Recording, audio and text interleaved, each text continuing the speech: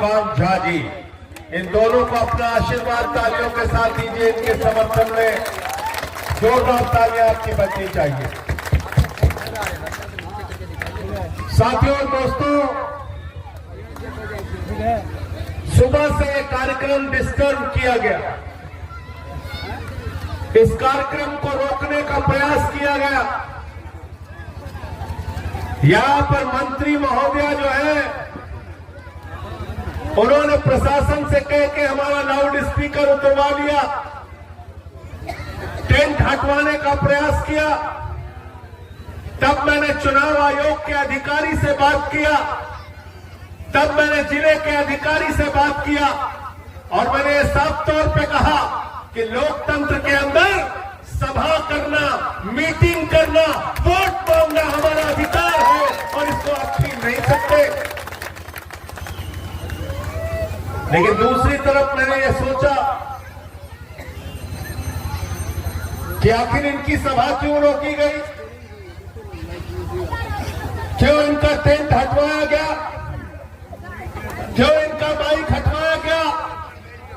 चुनाव में हारने का डर जिससे होता है, सभा उसी की रोकी जाती है और गौरी शंकर से हारने का डर है।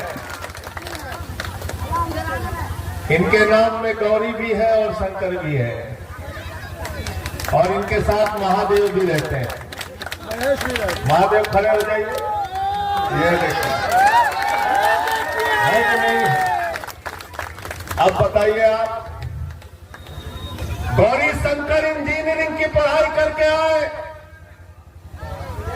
बहुजन समाज पार्टी से लोकसभा का चुनाव लड़ा, विधानसभा का चुनाव लड़ा।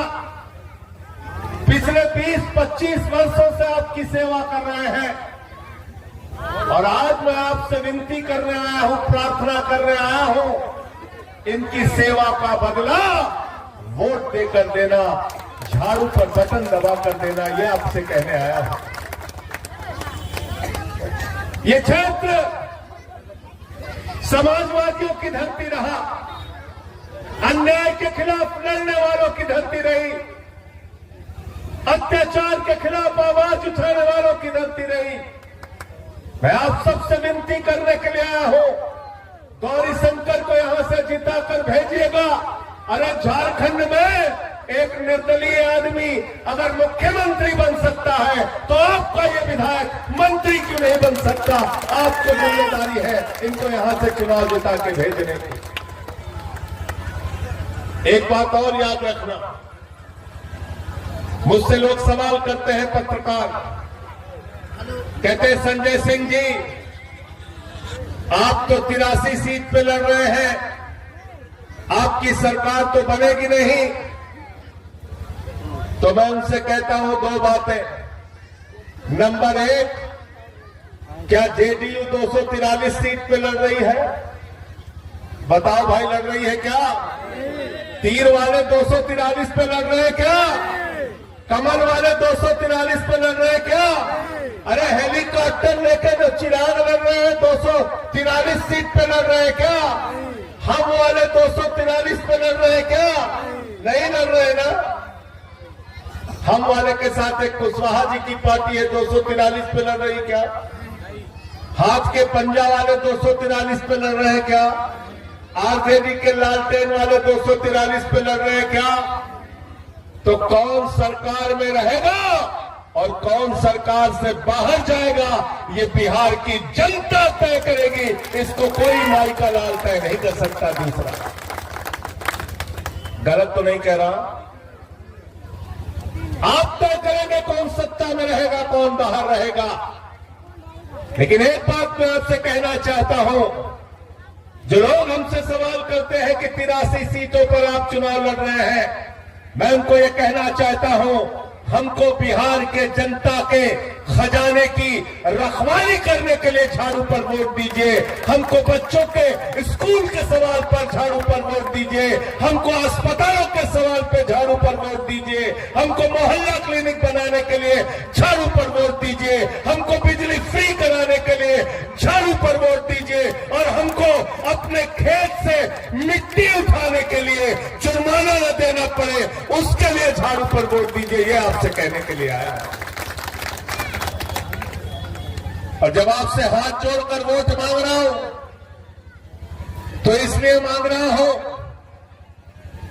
कि 2012 में ये पार्टी अरविंद केजरीवाल ने बनाई और 13 में हम दिल्ली की सत्ता में आ गए।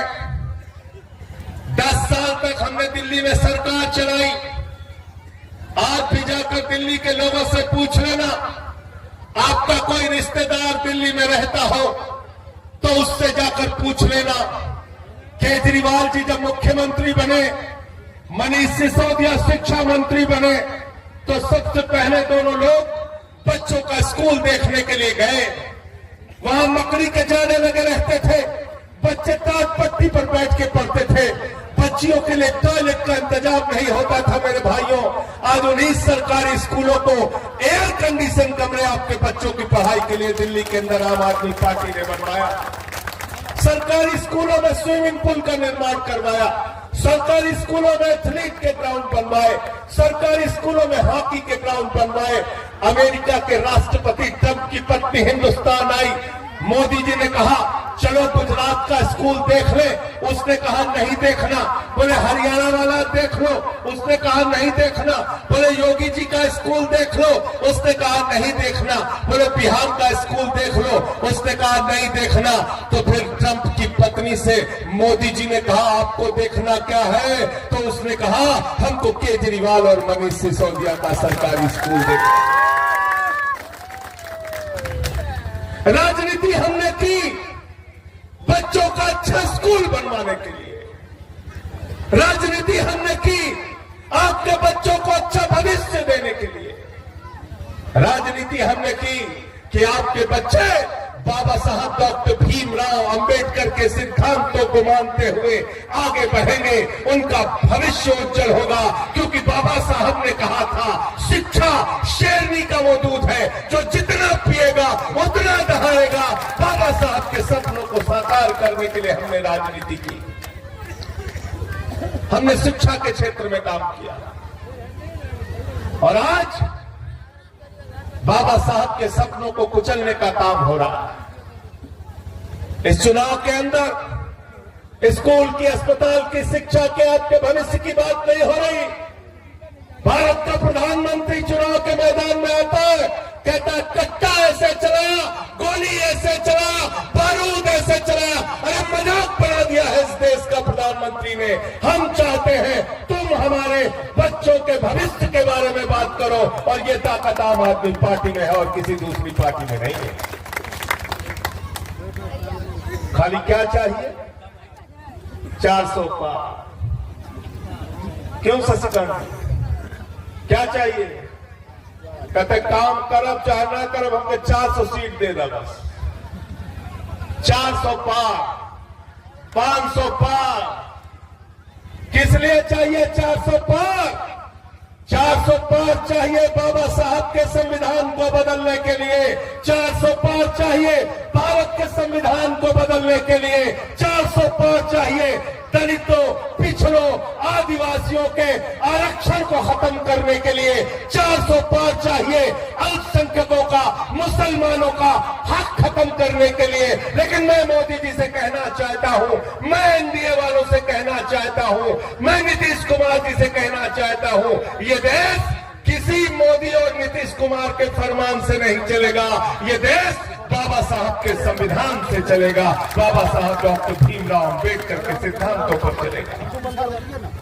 मंदिर, मस्जिद, हिंदू, मुसलमान, अगड़ा, पिछड़ा,